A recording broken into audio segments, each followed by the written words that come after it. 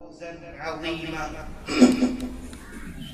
أما بعد فإن خير الحديث كتاب الله وخير الهدي هدي محمد صلى الله عليه وسلم وشر الأمور محدثاتها وكل محدثة بدعة وكل بدعة ضلالة وكل ضلالة في النار.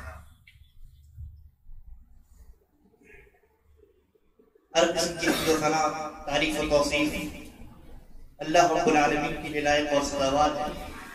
درود و سلام نازل ہو انبیاء کرام علیہ الصلوۃ والسلام پر، بالخصوص نبی آخر الزمان جناب محمد رسول اللہ صلی اللہ علیہ وسلم پر، جنہیں اللہ تبارک و تعالی نے امت مسلمہ کی رشد و ہدایت کے لیے اور ان کی رہبری اور رہنمائی کے لیے مبعوث فرمایا.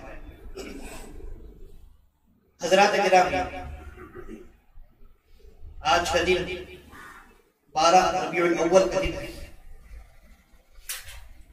اور یہ مشہور ہے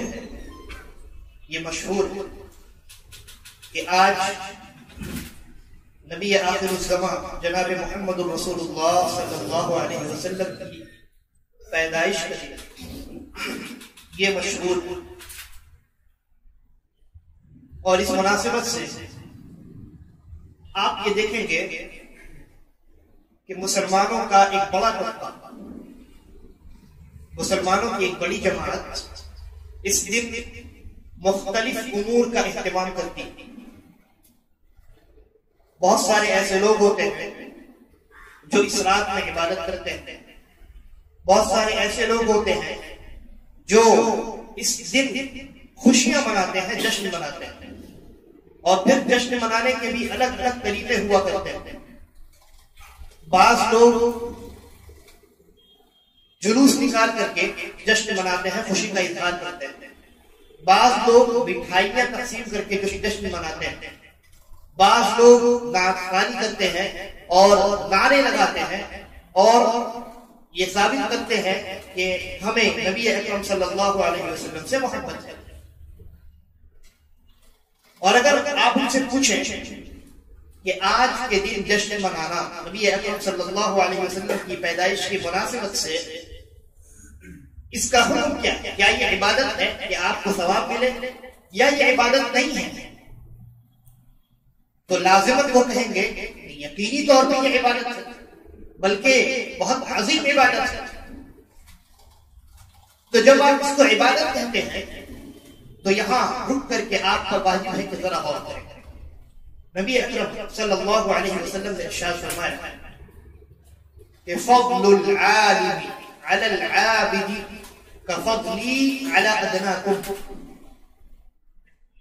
ایک جانکار انسان جو دین کے معاملات اور دین کے مسائل اور دین کے احکام کا علم رکھتا ہے، اس کی فضیلت ایک ایسے انسان پر جو صرف عبادت کرتا ہے، اس کے پاس دین کا علم موجود نہیں، کون سی چیز عبادت ہے کون سی چیز عبادت نہیں ہے، اس بات کا علم اس انسان کے پاس نہیں ہے، لیکن وہ عبادت بہت کرتا ہے، وہ عابد کہلاتا ہے. اللہ کے نبی نے کہا جاننے والا عبادت گزار نہ جاننے والے عبادت گزار کے اوپر ویسے ہی فضیلت رکھتا ہے جیسے میں فضیلت رکھتا ہوں تم میں سے ادنا انسان کے اوپر. کیوں؟ اس لیے کہ جو جاننے والا انسان ہے وہ اپنے صحیح شرعی علم کے مطابق عمل کرتا ہے، اور کتاب و سنت کا جو علم اس کے پاس ہے اس علم کی وجہ سے وہ سیدھے راستے پر باقی رہتا ہے، گمراہ ہونے سے بچتا ہے. لیکن جو عابد ہے، فقط عابد ہے، صرف عبادت کرتا ہے، اس کے پاس علم نہیں ہے، وہ علم کی بنیاد پر عمل نہیں کرتا، بلکہ جو اس نے سنا ہے، جو دیکھا ہے، صرف اسی کی بنیاد پر وہ عابد کہلاتا ہے، عمل کرتا ہے، عبادت کرتا ہے. تو ایسا انسان در حقیقت علم کی عدم موجودگی کی وجہ سے، علم کے نہ ہونے کی وجہ سے گمراہی کا بہت جلد شکار ہو جاتا ہے. اسی لیے اللہ کے نبی صلی اللہ علیہ وسلم نے جاننے والے، علم رکھنے والے کی فضیلت بیان کی ہے بغیر علم کے عبادت کرنے والے کے لیے. اور یہ جو معاملہ ہے عید میلاد النبی صلی اللہ علیہ وسلم کا، ان لوگوں کا یہ کہنا ہے کہ یہ عبادت ہے. تو جب عبادت ہے تو لازم ہے کہ اس عبادت کے متعلق جو علم ہے وہ علم کتاب و سنت میں موجود ہونا چاہیے، تبھی نہ یہ عبادت ہے. کیا کسی انسان کو یہ حق حاصل ہے کہ وہ اپنے جیب سے نکال کر کسی عبادت کو عبادت قرار دے دے، کسی عمل کو عبادت ڈکلیئر کر دے؟ کیا یہ حق اللہ رب العالمین نے انسانوں کو عطا کیا ہے؟ جواب یہ ہے کہ نہیں عطا کیا. تو کسی عمل کے عبادت ہونے کے لیے لازم ہے کہ اس عمل کی عبادت کا علم، اس عمل کو عبادت قرار دینے والا جو علم ہے وہ علم کتاب و سنت میں موجود ہے. اور جب کتاب و سنت میں موجود ہوگا تو ظاہر سی بات ہے نبی اکرم صلی اللہ علیہ وسلم سب سے پہلے وہ انسان ہوں گے جو اس علم پر عمل کرے. کیا میری باتیں غلط ہیں؟ آپ دیکھیں نبی اکرم صلی اللہ علیہ وسلم کو نبوت کب ملی؟ 40 سال کی عمر پر. آپ اس دنیا سے کب رخصت ہوئے؟ 23 سالہ لمبی مدت گزارنے کے بعد. گویا نبی اکرم صلی اللہ علیہ وسلم کی زندگی میں کتنی مرتبہ 12 ربیع الاول کا دن آیا؟ 23 مرتبہ آیا. کیا آپ نے ایک مرتبہ بھی محفل میلاد سجائی؟ نہیں سجائی. اس کے بعد نبی اکرم صلی اللہ علیہ وسلم کے گزرنے کے بعد سن 11 ہجری سے لے کر سن 13 ہجری تک حضرت ابوبکر رضی اللہ عنہ کی دور خلافت کا زمانہ ہے. مکمل 2 سال. یا ان دونوں سالوں میں حضرت ابوبکر رضی اللہ عنہ نے عید میلاد کی مجلس سجائی؟ نہیں سجائی. آگے بڑھیے. سن 13 ہجری سے لے کر سن 25 یا 24 ہجری تک حضرت عمر ابن خطاب رضی اللہ عنہ کا دور خلافت. کل 10 مرتبہ حضرت عمر رضی اللہ عنہ کی زندگی میں ان کی دور خلافت میں کہ جہاں ان کے پاس پاور ہے، سلطنت ہے، شریعت کو نافذ کرنے کی طاقت اور قوت موجود ہے، 10 مرتبہ ان کی زندگی میں ربیع الاول کا دن آیا کہ انہوں نے ربیع الاول کے دن نبی اکرم صلی اللہ علیہ وسلم کی خوشی، نبی اکرم صلی اللہ علیہ وسلم کی محبت میں اور آپ کی ولادت کی خوشی میں محفل میلاد سجائی؟ نہیں سجائی. آگے بڑھی. سن 24 ہجری سے لے کر سن 35 ہجری تک 11 سال حضرت عثمان غنی رضی اللہ عنہ کا دور خلافت. کیا اس پوری مدت میں 11 سالہ مدت میں جس میں 11 مرتبہ ربیع الاول کا دن آیا حضرت عثمان رضی اللہ عنہ نے محفل میلاد سجائی؟ نہیں سجائی. سن 35 ہجری سے لے کر سن 40 ہجری تک حضرت علی رضی اللہ عنہ حضرت علی رضی اللہ عنہ کا دور خلافت ہے 5 سال. گویا 5 مرتبہ ان کی قوت و سلطنت والے زمانے میں، ان کی دور خلافت میں نبی اکرم صلی اللہ علیہ وسلم کی میلاد والا دن ربیع الاول جو مشہور ہے، پہلے ہم مشہور پر بات کر رہے ہیں پھر اس کی حقیقت پر بات کریں گے. تو 12 ربیع الاول حضرت علی رضی اللہ عنہ کی دور خلافت میں 5 مرتبہ آیا. کیا انہوں نے ایک مرتبہ بھی نبی اکرم صلی اللہ علیہ وسلم کی ولادت کی خوشی میں محفل میلاد سجائی؟ نہیں سجائی. تو سوال یہ ہے کہ کیا ہم نبی اکرم صلی اللہ علیہ وسلم سے زیادہ شریعت کو جاننے والے ہیں؟ قرآن مجید کو اللہ رب العالمین نے مختلف انبیاء کی ولادت کا تذکرہ کیا. حضرت آدم علیہ السلام کی تخلیق کا تفصیل کا ذکر قرآن مجید کے اندر موجود ہے کہ نہیں؟ موجود ہے. اسی طریقے پر حضرت یحییٰ علیہ السلام، حضرت عیسیٰ علیہ السلام اور بھی دیگر انبیاء، ان لوگوں کی ولادت کا ذکر قرآن مقدس کے اندر موجود ہے کہ نہیں؟ موجود ہے. کیا نبی اکرم صلی اللہ علیہ وسلم کو ان لوگوں کی ولادت کا علم نہیں ہوا؟ ظاہر سی باتیں ہوا، کیونکہ قرآن آپ ہی کے اوپر نازل ہوا. لیکن کیا آپ نے کسی ایک نبی، کسی ایک رسول کی ولادت کی خوشی میں محفل میلاد سجائی؟ نہیں سجائی. صحابہ کرام رضوان اللہ علیہم اجمعین، کیا صحابہ کرام سے زیادہ ہم نبی اکرم صلی اللہ علیہ وسلم سے محبت کرنے والے؟ کہ ہمارے دل میں صحابہ سے زیادہ محبت ہے؟ کیا ایسا ہو سکتا ہے؟ میں یہ سمجھتا ہوں کہ جو لوگ میلاد کی مجلس سجاتے ہیں وہ بھی یہ دعویٰ نہیں کریں گے، وہ ہرگز یہ نہیں کہہ سکتے کہ ہم زیادہ محبت کرتے ہیں صحابہ کرام سے نبی اکرم صلی اللہ علیہ وسلم کے متعلق، وہ یہ نہیں کہہ سکتے۔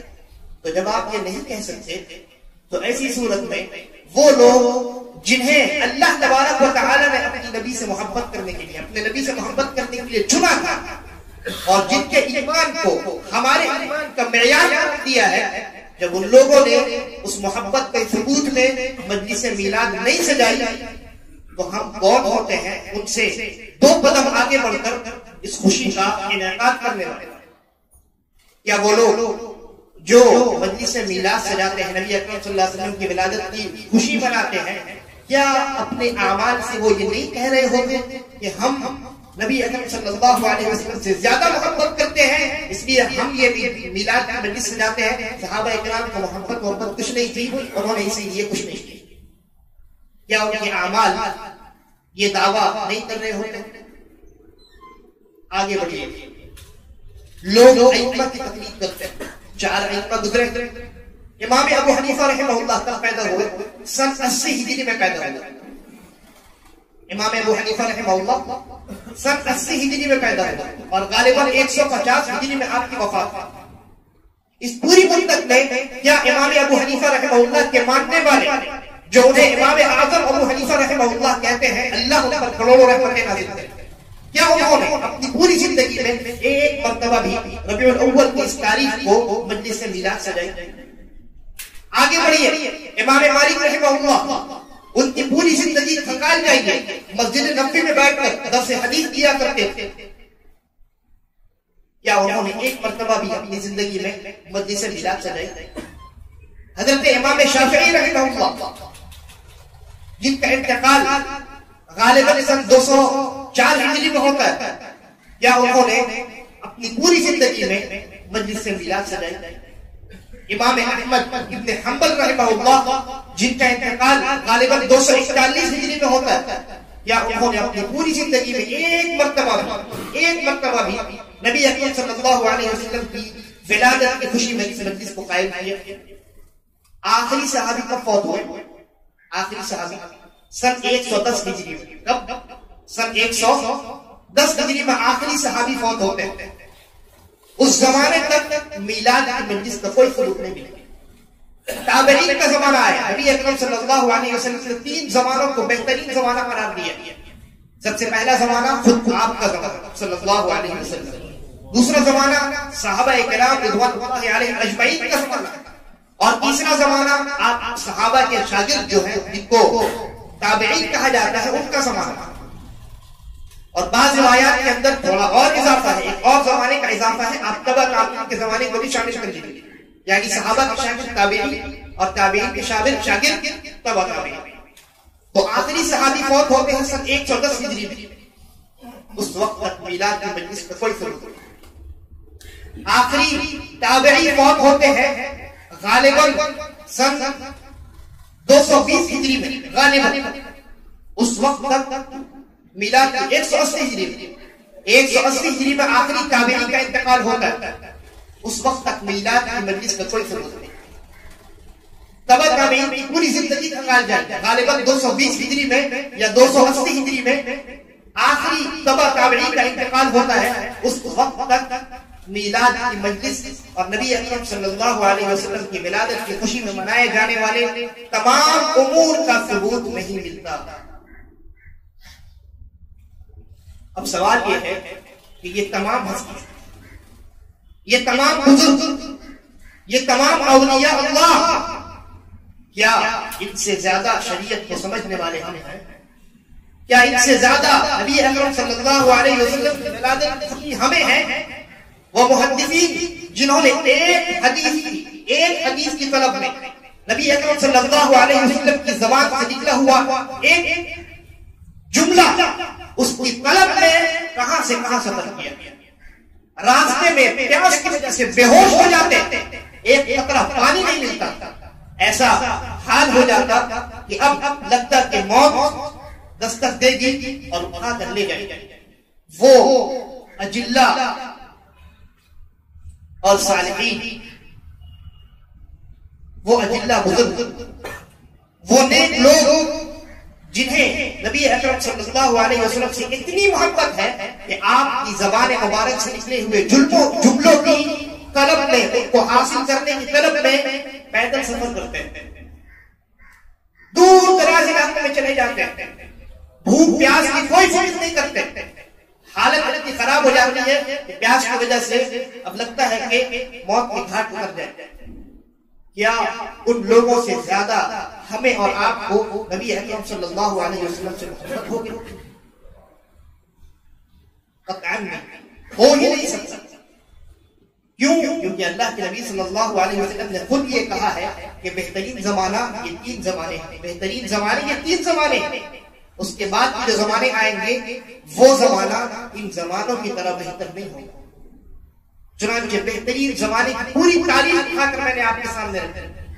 آپ نے دیکھا کہ کسی ایک انسان سے ان زمانوں میں، تینوں زمانوں میں، کسی ایک صحابی، کسی ایک تابعی، کسی ایک تبع تابعی، ائمہ اربع، 4 امام، ان میں کسی ایک امام سے بھی یہ ثابت نہیں ہے کہ انہوں نے نبی اکرم صلی اللہ علیہ وسلم کی میلاد کے موقع پہ، آپ کی ولادت کی خوشی کے موقع پہ اس طرح کے امور کو انجام دیا ہو، مجلسیں سجائی ہو، جلوس نکالے ہو، جھنڈے لہرائے ہو اور نعرے بازی کیا ہو، کوئی تو نہیں۔ تو سوال یہ ہے کہ اس عمل کی ابتدا کہاں سے، کب شروع ہوا یہ عمل؟ کیونکہ ان زمانوں میں یعنی تقریباً 300 سال جو گزرا، مکمل 300 سال کی پوری مدت میں کسی ایک عالم سے بھی مجلس میلاد کا ثبوت نہیں ملتا۔ اور یہ میں خود نہیں کہتا، یہ میں خود نہیں کہتا، جو لوگ بناتے ہیں وہ خود یہ کہتے ہیں کہ یہ پہلے نہیں تھا، صحابہ نے نہیں کیا، تابعین نے نہیں کیا، وہ مانتے ہیں، لیکن ان کا یہ کہنا ہے کہ گرچہ یہ بعد میں ہوا لیکن یہ اچھی چیز ہے لہذا منایا ہے۔ تو ایسے لوگوں سے سوال ہے کہ کیا ہر اچھی چیز دین میں جس کی ایجاد کر لی جائے کیا وہ جائز ہو جائے؟ مثلا جمعہ کی نماز کتنی رکعت ہے؟ کتنی؟ 2 رکعت۔ کوئی انسان کہے کہ میں آج سے جمعہ کی رکعت زیادہ کر دوں گا اور مکمل 4 رکعتیں ادا کروں گا، اچھا کام ہے بھائی، رکعتیں زیادہ کرنا، نماز زیادہ پڑھنا اچھا کام ہے کہ برا؟ اچھا کام ہے، دیکھنے میں اچھا لگ رہا ہے، ثواب والا کام لگ رہا ہے۔ لیکن کیا وہ لوگ جو میلاد کو اچھا کام کہہ کر کے کہتے ہیں کہ گرچہ بعد میں ایجاد ہو گیا لیکن یہ اچھا کام ہے لہذا یہ بدعت تو ہے لیکن اچھی بدعت ہے، کیا وہ اس اچھی بدعت کو قبول کرنے کے لیے تیار ہے؟ کیا وہ کل سے اگلے ہفتے سے جمعہ کی نماز 2 کے بجائے 4 پڑھنے کے لیے تیار ہے؟ نہیں، وہ کہیں گے کہ نہیں، اللہ رب العالمین نے نہیں ارادہ کیا، اللہ نے 4 رکعتیں نہیں بنائی تو آپ کیسے بنا سکتے ہیں؟ ہم بھی کہتے ہیں اللہ رب العالمین نے 2 عیدیں عطا کی ہے، تیسری عید آپ کیسے بنا سکتے ہیں؟ تو ہم بات کر رہے تھے کہ اس کی ابتدا کہاں سے؟ 300 سال کا عرصہ خالی ہے، کوئی میلاد، کوئی مجلس نہیں سجائی گئی۔ 300 سال کے بعد 4ویں صدی ہجری کے نصف اخیر میں غالباً 362 وغیرہ سے، اسی کے آس پاس 362 ہجری سے فاطمی خلفاء تھے، ان لوگوں نے، فاطمی جن کو کہتے ہیں شیعوں کی ایک جماعت، وہ ان کا یہ دعویٰ ہے کہ وہ حضرت فاطمہ رضی اللہ عنہا کی نسل سے ہیں، جبکہ علماء نے بہت صراحت کے ساتھ لکھا ہے ان خلفاء کے تعلق سے کہ وہ حضرت فاطمہ رضی اللہ عنہا کی نسل سے ہونا ان کا تو یہ بہت دور کی بات ہے، وہ مسلمان ہی نہیں تھے، وہ مسلمان ہی نہیں تھے۔ امام المقریزی، تقی الدین المقریزی رحمہ اللہ لکھتے ہیں کہ مجلس میلاد کی ابتدا انہی فاطمی خلفاء نے کیا تھا اور ان کا زمانہ وہی تقریباً 362 ہجری سے شروع ہوتا ہے۔ اور امام ابن کثیر رحمہ اللہ اپنی مایا ناز تصنیف البدایہ والنہایہ اس کے اندر خلفاء کے تعلق سے لکھتے ہیں جو اپنے آپ کو فاطمی کہلاتے تھے کہ ہم حضرت فاطمہ رضی اللہ عنہ کی نسل سے. ان کے متعلق لکھتے ہیں کہ یہ جو حاکم تھے، یہ جو خلفاء تھے، یہ زندیق تھے، فاسق تھے، فاجر تھے. ان کے الفاظ امام ابن کثیر رحمہ اللہ کے الفاظ کیا کہتے ہیں کہ یہ زندیق تھے، ملحد تھے، فاسق تھے، فاجر تھے، اور ان کا تعلق معطلہ فرقہ سے، ایک فرقہ گزرا ہے گمراہ فرقہ، تو اس فرقے سے ان کا تعلق تھا. اس فرقے کا یہ عقیدہ تھا کہ اللہ رب العالمین کی کوئی صفات نہیں، اللہ رب العالمین کا کوئی نام نہیں، گویا انہوں نے اللہ ہی کا انکار کیا. بھائی جس چیز کی کوئی صفت نہ ہو، جس کا کوئی نام نہ ہو، تو اس کا وجود کیسے ہو سکتا ہے؟ تو ان کا تعلق ان لوگوں سے تھا. اور کہتے ہیں امام ابن کثیر رحمہ اللہ کہ یہ جو تھے یہ مجوسی عقیدہ کے حامل تھے. آگ کی جو پرستش کی جاتی ہے، ان کا تعلق انہی لوگوں سے تھا. دین کا، شریعت سے، دین سے اور شریعت سے ان کا کوئی تعلق نہیں. یہ میں نہیں کہتا، مؤرخ متفق علیہ مؤرخ ہے. ہر انسان، ہر یعنی یہ تمام احناف ہوں یا بریلویہ ہوں یا دیوبندیہ ہوں، تمام مانتے ہیں امام ابن کثیر رحمہ اللہ. البدایہ والنہایہ میں انہوں نے لکھا کہ یہ جو خلفاء تھے، فاطمی خلفاء، یہ فاسق و فاجر تھے، ملحد اور زندیق تھے، یعنی کافر تھے، اسلام والے نہیں تھے. اور ان کا تعلق مجوسیوں سے تھا. آگ کی پوجا کرتے تھے یہ لوگ، اور انہوں نے دھوکہ دے کر کے اپنی نسبت فاطمہ رضی اللہ عنہا کی جانب کر دی. لیکن یہ لوگ اس مجلس کو منایا کرتے، اس مجلس کا انعقاد کیا کرتے تھے. ان کے زمانے میں یہ جو معاملہ ہے نبی اکرم صلی اللہ علیہ وسلم کی ولادت کا، یہ عوام دوسرے مسلمانوں میں مشہور نہیں ہوا. یہ صرف انہی لوگوں کے اندر محدود تھا، کیونکہ یہ شیعہ تھے، یہ شیعہ تھے. اور یہ لوگ علماء لکھتے ہیں کہ یہ جو فاطمی خلفاء تھے، یہ ہر طرح کی چیزوں کو منایا کرتے تھے. یعنی نیا سال بھی مناتے، اسی طریقے پر یوم عاشورہ بھی مناتے، عید اور بقرعید تو مناتے ہی، محرم بھی مناتے، اور بہت ساری چیزوں کو علماء نے گنوایا، اور انہی میں یہ 12 ربیع الاول بھی مناتے. تو ان کے زمانے میں یہ تمام چیزیں، یعنی عاشورہ کے روز ہم کیا کرتے ہیں؟ روزہ رکھتے ہیں. یہ عید مناتے ہیں. جشن جو ہوتا ہے، نیو ایئر کا جشن، یہ مسلمان مناتا ہے؟ نہیں، یہ مناتے ہیں عید کی طرح. تو اسی طریقے پر، جس طریقے سے وہ نیا سال جب آتا تو اس کی خوشی مناتے، اسی طریقے پر 12 ربیع الاول کی خوشی مناتے. لیکن میں نے کہا ان کے زمانے میں یہ انہی تک محدود تھا. عوام میں اس کا رواج نہیں ہوا. جو دوسرے مسلمان تھے، حقیقی مسلمان تھے، ان کے درمیان یہ بدعت داخل نہیں ہوئی. لیکن اس کے بعد آہستہ آہستہ یہ داخل ہوا. اور اس کی ابتدا کیسے ہوئی؟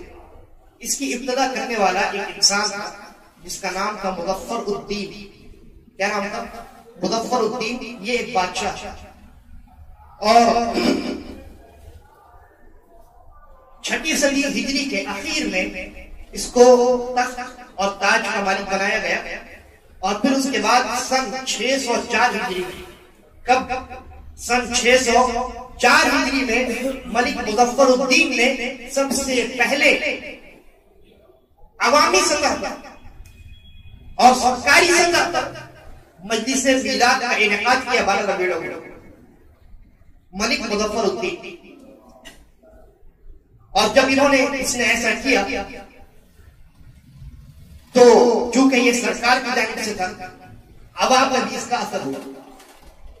اور اس زمانے کا ایک عالم تھا ابن دہیہ. اس نے جب یہ دیکھا، وہ گزر رہا تھا، اس کے علاقے سے گزر رہا تھا، وہاں کا رہنے والا بھی نہیں تھا. اس نے جب دیکھا کہ یہاں کے بادشاہ نے مجلس میلاد سجائی ہے، تو اس نے مجلس میلاد کی حجیت پر کتاب لکھ ڈالی، اور اس کتاب کو بادشاہ کے دربار میں پڑھ کر سنایا، اور نتیجے کے طور پہ بہت سارا مال اور بہت سارا انعام حاصل کیا. پھر اس کے بعد سے یہ بدعت مسلمانوں کے اندر داخل ہو گئی اور عوام میں سے بہت بڑا طبقہ اس کا اہتمام کرنے لگا. تو آپ نے دیکھا کہ پہلے 300 سال اس کا کوئی ثبوت نہیں. اس کے بعد تقریباً 200 سال صرف فاطمی خلفاء کے حد تک کے محدود رہا. اور پھر اس کے بعد 7ویں صدی ہجری کی ابتدا میں یعنی 604 ہجری میں سرکاری سطح پہ اس کا انعقاد کیا گیا اور پھر عوام میں یہ زور پکڑتا چلا گیا. اور آج تک اس بدعت میں نئی بدعتیں ایجاد ہوتی چلی آ رہی ہیں. جو بزرگ ہیں ہمارے معاشرے کے آپ جا کر پوچھیں, ان سے پوچھیں کہ کیا آج سے 50-60 سال پہلے یہ جلوس نکلتا تھا؟ وہ کہیں گے کہ نہیں نکلتا. اب پوچھیں آپ کے معاشرے میں بہت سارے ہمارے بزرگ موجود ہیں. اللہ کے نبی صلی اللہ علیہ وسلم نے کہا البرکۃ مع الاکابر, برکت بزرگوں کے ساتھ. بزرگوں کو لازم پکڑنا چاہیے, چاہے وہ علم میں بڑے ہوں یا عمر میں بڑے ہوں. آپ ان سے جا کر پوچھیں کہ کیا 50-60 سال پہلے آج کی جو شکل ہے کیا وہ شکل موجود نہیں موجود. تو اس وقت سے لے کر آج تک اس بدعت میں بھی نئی بدعتیں ایجاد ہوتی چلی آ رہی. یعنی اس کی کوئی مستقل شکل موجود نہیں. بھائی عبادت تو ایک قسم کی ہوتی ہے نا, یا اس کے اندر ہر سال تبدیلی ہوتی رہتی ہے. اس عمل کے عبادت نہ ہونے کے لیے یہی کافی ہے کہ اس کے اندر تبدیلی ہوتی چلی آ رہی ہے. اور بہت سارے لوگوں نے مولانا طاہر القادری صاحب نے ایک ویڈیو میرے پاس بکثرت بھیجا اور پوچھا کہ اس کا کیا جواب ہے. مولانا طاہر القادری صاحب یہ بریلویہ مکتبہ فکر سے تعلق رکھتے ہیں اور ان کا ایک ویڈیو ہے جو بہت وائرل ہو رہا ہے. اس میں انہوں نے بہت سارے حوالے گنوائے, بہت سارے علماء کی کتابوں کے حوالے گنوائے ہیں اور کہا کہ دیکھو انہوں نے اپنے کتاب میں لکھا کہ ان کے زمانے میں میلاد ہوتا, انہوں نے اپنے کتاب میں لکھا کہ ان کے زمانے میں میلاد ہوتا. امام زرقانی کا حوالہ دیا, ابن حجر مکی الہیثمی کا حوالہ دیا, ابن الجوزی کا حوالہ دیا, اور بھی بہت سارے علماء کا حوالہ دیا. ابو شامہ جو امام بغوی رحمہ اللہ کے استاد ہیں ان کا حوالہ دیا. اور ان حوالوں کو پیش کر کے عوام کو مرعوب کیا, کیونکہ حوالے اتنے جب دیے جائیں گے تو بیچاری عوام کیا سمجھیں گے, وہ سمجھے گی کہ یہ بہت بڑے علامہ ہیں اور انہوں نے اتنے علماء کے نام گنوا دیے, یقیناً یہ اچھی چیز ہوگی. ہمارے استاد ہیں وہ کہا کرتے تھے العوام کالانعام, عوام انعام کی طرح. انعام بھیڑ بکریوں کو کہتے ہیں, یعنی عوام جو ہوتی ہے ہماری بھولی والی ہوتی ہے, ان کو اتنا علم نہیں ہوتا, جیسے ہاتھ دیا جائے وہ بیچارے اندر ہی چلے جاتے ہیں. تو مولانا طاہر القادری صاحب نے بہت سارے حوالے گنوا دیے اور کہا کہ دیکھو انہوں نے لکھا ہے کہ ان کے زمانے میں ہوتا ہے, انہوں نے لکھا ہے ان کے زمانے میں ہوتا ہے. ایک سوال, ابھی پوری تاریخ آپ نے جان جان اس کی ابتدا کب ہوئی؟ 604 ہجری میں. مولانا طاہر القادری صاحب نے جتنے علماء کے نام گنوائے ہیں وہ تمام کے تمام 7ویں صدی ہجری کے بعد, وہ تمام کے تمام 7ویں صدی ہجری کے بعد کے ہیں. ایک بھی ایسا عالم نہیں ہے جو 5ویں صدی ہجری کا ہو یا 30ویں صدی ہجری کا ہو یا تابعین میں سے کوئی ہو یا تبع تابعین میں سے ہو, کوئی نہیں. جتنے نام انہوں نے گنوائے ہیں وہ سب کے سب 7ویں صدی ہجری اور اس کے بعد. تو اس میں عجب, بھائی اس میں عجب کیا ہے؟ ہم تو یہ کہتے ہیں کہ پہلے یہ موجود نہیں تھا اور اس کی ابتدا 7ویں صدی ہجری کی ابتدا میں ہوئی. 7ویں صدی ہجری کی شروعات میں اس کی ابتدا ہوئی, تو ظاہر سی بات ہے اس تاریخ کے بعد کے جو ادوار ہوں گے ان میں اس کا ثبوت کیسے نہیں ملے گا؟ ہم تو یہ کہہ رہے ہیں کہ اس کی ابتدا 7ویں صدی ہجری کی شروعات میں ہوئی. تو 7ویں صدی ہجری, 8ویں ہجری, 9ویں اور 10ویں اور آج تک ہر صدی میں اس بدعت کے اوپر لوگ عمل کر رہے ہیں. تو آپ کو حوالے گنوانے کا کیا فائدہ ہوتا ہے؟ ہم نے کیا انکار کیا کہ 7ویں صدی ہجری کے بعد کسی نے نہیں کیا؟ ہم نے کہا 7ویں صدی ہجری سے پہلے کا دکھاؤ. صحابہ, تابعین, تبع تابعین کا زمانہ ہے موجود, ائمہ اربعہ موجود ہیں. آپ کہتے ہیں امام اعظم ابو حنیفہ رحمہ اللہ سب سے بڑے امام ہیں, ٹھیک ہے, اللہ ان پر رحمتیں نازل کرے. کیا ان کی زندگی میں ایک عمل بھی موجود ہے, ایک ثبوت بھی موجود ہے؟ تو مولانا طاہر القادری صاحب کا مقصد صرف یہ تھا کہ وہ حوالے گنوا کر کے عوام کو مرعوب کرے, جبکہ ان کے حوالوں کی کوئی اہمیت نہیں ہو. سب کے سب جتنے علماء ہیں, جیسا کہ میں نے کہا 7ویں صدی ہجری کے بعد کے, تو ایک عمل شروع ہو چکا ہے, اس کے بعد تو وہ موجود ہو گئے. ہم نے کہا کہ وہ زمانہ جو حجت ہے، وہ زمانہ جو حجت ہے، جو دلیل ہے، کون سا زمانہ؟ نبی اکرم صلی اللہ علیہ وسلم کا زمانہ، صحابہ کا زمانہ، تابعین کا زمانہ، تبع تابعین کا زمانہ. ان زمانوں میں ایک حوالہ بھی دکھا کر دکھاؤ، ایک ثبوت دلا کر دکھاؤ، کسی ایک کتاب کا حوالہ پیش کر دو. کیا حدیثوں کی کتابیں کم پڑ گئی ہیں؟ نہیں، حدیث کا ایک بہت بڑا ذخیرہ موجود. علماء نے تاریخ کتابوں میں رقم کر دی ہے. کیا نبی اکرم صلی اللہ علیہ وسلم کے زمانے سے لے کر 7ویں صدی ہجری کے زمانے سے اس درمیان میں عوامی سطح پر کیا اس بدعت کو انجام دیا گیا؟ نہیں دیا گیا. اور کوئی انسان ایسا کوئی ثبوت پیش ہی نہیں کر سکتا. لہذا مولانا طاہر قادری صاحب نے لوگوں کو دھوکہ میں رکھا، لوگوں کو غلط فہمی کا شکار کروایا ہے. ایسے لوگوں سے بچ کر رہنا چاہیے. دیکھیے، آپ اپنے بزرگوں سے پوچھیں، بلکہ میں جانتا ہوں، میں جب چھوٹا تھا تو میں یہ سنا کرتا تھا کہ 12 ربیع الاول کو 12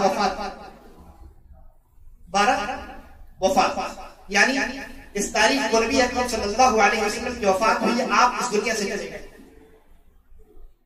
آپ میں سے بھی بہت سارے لوگوں نے یہ سنا ہوگا، بچپن میں یہ سنا ہوگا کہ 12 ربیع الاول ابھی کیا آنے والا ہے، 12 وفات آنے والا ہے.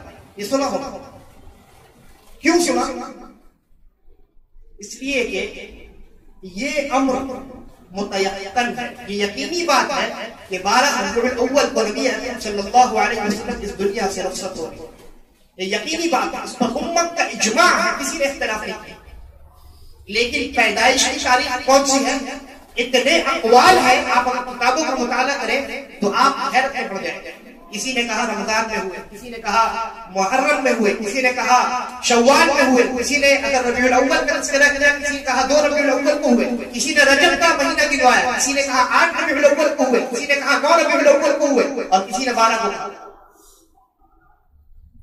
تو جس تاریخ میں اتنا زیادہ اختلاف ہے، اور جو 12 کہتے ہیں وہ بھی، اور جو 12 کے علاوہ کہتے ہیں وہ بھی، کوئی ایک ثبوت بھی قرآن و حدیث سے پیش نہیں کر سکتے کہ ہاں 100% اللہ کے نبی صلی اللہ علیہ وسلم اس تاریخ کو پیدا ہوا. یہ الگ بات ہے کہ تحقیق کی روح سے جو زیادہ صحیح بات معلوم ہوتی ہے، حق کے زیادہ قریب معلوم ہوتی ہے، جو بات وہ یہ ہے کہ آپ صلی اللہ علیہ وسلم 9 ربیع الاول کو پیدا ہوئے. تو 9 ہو یا 12 ہو، اگر یہ جشن کا دن ہوتا تو کیا اللہ رب العالمین اس دن کی حفاظت نہ کرتا؟ کیا اس دن میں اتنا زیادہ اختلاف ہوتا؟ کیا نبی اکرم صلی اللہ علیہ وسلم صحابہ وہ صحابہ جنہوں نے اٹھنے بیٹھنے سے لے کر ہر ایک چھوٹے بڑے عمل کو ہم تک نقل کیا ہے، کیا وہ اس بات کو نقل نہیں کرتے کہ اللہ کے نبی فلاں تاریخ کو بالضبط پیدا ہوئے؟ یہ اس بات کی دلیل ہے کہ اللہ کے نبی کب پیدا ہوئے، شریعت نے اس کو بیان کیا. جب شریعت نے نہیں بیان کیا تو اس دن عبادت کرنا تو بہت دور کی بات ہے. پہلے تو اس امر کو، اس دن کو متعین کرو، اور متعین کرنے کے لیے کوئی دلیل موجود نہیں. انس رضی اللہ عنہ کہتے ہیں صحابہ کرام 12 ربیع الاول کو اگر آپ جشن مناتے ہیں، آپ دیکھیے کہ کیا کر رہے ہیں. آپ کا یہ گمان ہے کہ 12 ربیع الاول کو نبی اکرم صلی اللہ علیہ وسلم پیدا ہوئے اور 12 ربیع الاول کو آپ اس دنیا سے رخصت ہوئے، یہ یقین ہے. آپ یقین کو چھوڑ کر گمان پر عمل کرتے ہیں. آپ یقین کو چھوڑ کر اگر ہم مان لیتے ہیں 50% ہم مان لیتے ہیں کہ چلیے 50% یہ بات درست ہے کہ آپ صلی اللہ علیہ وسلم 12 ربیع الاول کو پیدا ہوئے، لیکن 100% یہ بات ثابت ہے کہ آپ صلی اللہ علیہ وسلم 12 ربیع الاول کو اس دنیا سے رخصت ہوئے. اور یہ وہ دن ہے جس دن صحابہ نے کوئی خوشی نہیں منائی، کوئی خوشی نہیں منائی، بلکہ صحابہ جو غم میں ڈوبے ہوئے تھے. حضرت انس رضی اللہ عنہ کہتے ہیں، صحیح روایت ہے کہ ایک وہ دن تھا جب نبی اکرم صلی اللہ علیہ وسلم مدینہ میں داخل ہوئے تھے، پورا مدینہ روشن ہو گیا، ہر ایک انسان فرحت و سرور میں مگن تھا. اور ایک وہ دن ہے کہ جس دن نبی اکرم صلی اللہ علیہ وسلم اس دنیا سے رخصت ہوئے. میں نے اس دن سے زیادہ تاریخ، اس دن سے زیادہ ناپسندیدہ دن آج تک نہیں دیکھے. نبی اکرم صلی اللہ علیہ وسلم کے گزرنے کے بعد حضرت ابوبکر رضی اللہ عنہ کی دور خلافت شروع ہوتی. وہ حضرت عمر رضی اللہ عنہ سے کہتے ہیں کہ اے عمر چلو ہم چلتے ہیں ام ایمن رضی اللہ عنہ کے پاس، چلتے ہیں اور ان کی زیارت کرتے ہیں، کیونکہ نبی اکرم صلی اللہ علیہ وسلم جب زندہ تھے تو وہ حضرت ام ایمن رضی اللہ عنہ کی زیارت کیا کرتے تھے۔ دونوں حضرت ابو بکر و عمر گئے حضرت ام ایمن رضی اللہ عنہ کے پاس، اور جا کر جب ان سے ملاقات کی تو حضرت ام ایمن رضی اللہ عنہ رونے لگے۔ یہ صحیح مسلم کی روایت ہے، یہ صحیح مسلم کی روایت ہے۔